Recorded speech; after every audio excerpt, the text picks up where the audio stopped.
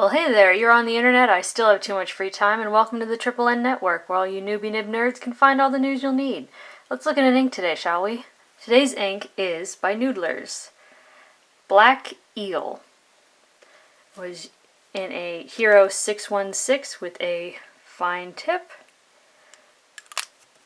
Still in there, actually. And here's the chromatography, which definitely reveals the water resistance. Now, I'm sure you're wondering, why did I get Black Eel and not just regular Noodler's Black?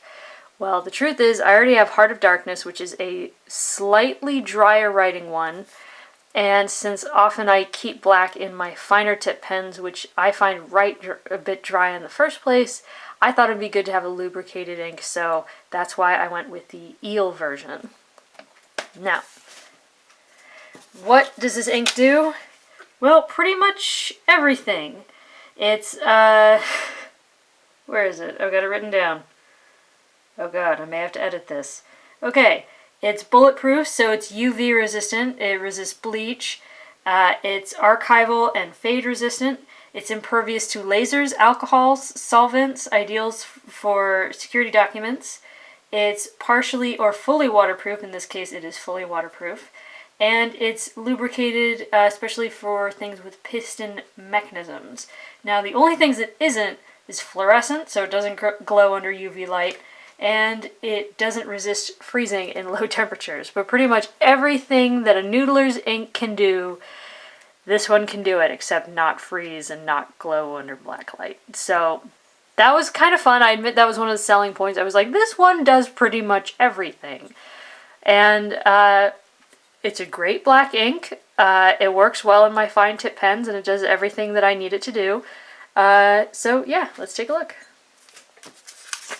Here is Clairefontaine 90 grams per square meter. Its dry time was 14 seconds, which is not bad for this paper, especially when you consider that this is a lubricated ink. Sometimes they take just a touch longer to dry. No bleed feather spread. I say there's near-ish shading because there is a sort of grayness to it in the thinner parts, and it almost makes me wish that I put this in a stub because then maybe it would be more visible. But yeah, once it dries, it's less there. But anyways, water test was fantastic. I mean, look at that. That's great. Next is Rhodia, which is 80 grams per square meter. Again, no bleed feather spread. I say still some semi-shading, but I guess that's probably more noticeable when wet because I'm not really noticing much of it when it's dry. Dry time was 13 seconds, which was not a huge improvement, but some. And not much show-through, which was nice. But ignore that, that's a marker. But it's nice. It might be because it's such a thin pen, but for such a dark ink, that's rather nice. So, fantastic water test, which I would expect nothing less with all the qualities this ink has. Here's Tomoe River Paper. Here, the dry time was a bit long, especially considering it's such a fine nib, and I'm sure that's because it's a lubricated ink. But that's sort of something that I would mentally prepare for if I were trying to use this ink on this paper, just because I'm now familiar with both this ink and this paper, and this would be sort of a logical continuation of that. I say it's an okay-ish combo, which I do believe it is, but again, I'd sort of be prepared for that longer dry time if I were to use it. Great water test, considering this is Tomoe River. Tomoe River loves to let ink just wash away once you add water to dry ink. But look at that, that is fantastic. Very impressed in that test alone. Here is just 20-pound copier paper. 9-second dry time, which is a bit longer than I would expect on such absorbent paper, but fairly doable. And fantastic water test. So if you were using this in an office situation or filling out documents, I think it would do very well. It would be very reliable. You wouldn't have to worry about it going anywhere. No bleed feather spread, not even on the water test. Did great. Now, here's Mead Notebook Paper. I say that it has comparatively minimal bleed, which is true. I mean, this paper loves to bleed because it's very cheap and it's very, well, cheap in quality and in price. And here, even where there's a lot of condensed writing, that's not actual bleed through, that's extreme show through. And the way you can tell is here in the water test below, it didn't actually render onto the other side. So that was impressive. 3 seconds to dry, really not bad, especially considering it's a lubricated ink. There was a bit of feathering, but really not too bad. It was almost more like slight expansion, I'd say, but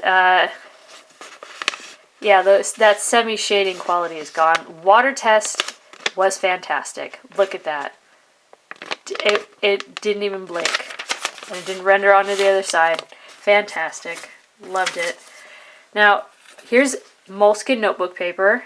It took 11 seconds to dry. On this paper, that is long.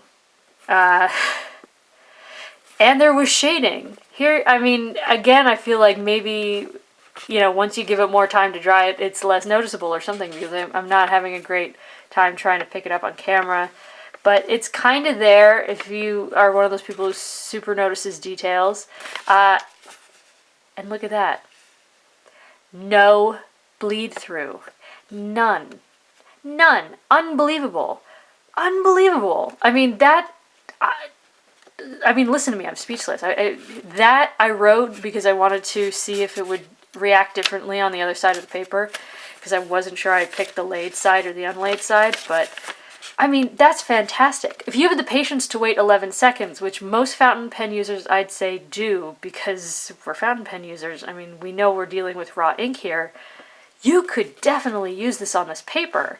And, I mean, you have the odd random feather, but really not that much. And yeah, I'm speechless. Anyway, so my camera ran out of memory right as I was wrapping up.